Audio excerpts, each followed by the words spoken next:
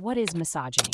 If you've ever wondered why some societies seem to treat women differently, or why certain behaviors and attitudes towards women are so pervasive, you're about to uncover a crucial aspect of this issue. Let's talk about misogyny. Misogyny is more than just a word. It's a complex and deeply ingrained problem that affects women in various ways. At its core, misogyny is about hatred, dislike, or mistrust of women. This isn't just about individual feelings. It's a cultural and societal issue that has been around for thousands of years. Imagine a society where women are constantly reminded of their subordinate status. This is what misogyny looks like in action. It's not just about overt hatred. It's also about subtle, ingrained prejudices that limit women's power and freedom. For example, women might be expected to take on traditional household roles while men hold the power and make the decisions. Misogyny manifests in many forms.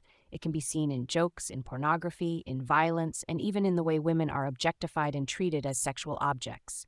Women are often subjected to sexual harassment, rape, and domestic abuse, all of which are rooted in this broader issue of misogyny.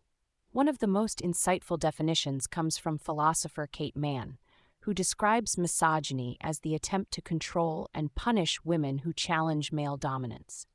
According to Manne, misogyny rewards women who uphold the status quo and punishes those who reject their subordinate status. Domestic abuse is another stark example of misogyny. It's not just about physical violence, it's also about controlling behaviors, emotional manipulation, and sexual coercion. Women in abusive relationships are often treated as possessions, not as equals, and this is a direct result of the societal attitudes that perpetuate misogyny. Misogyny also intersects with other forms of discrimination, such as racism and transphobia.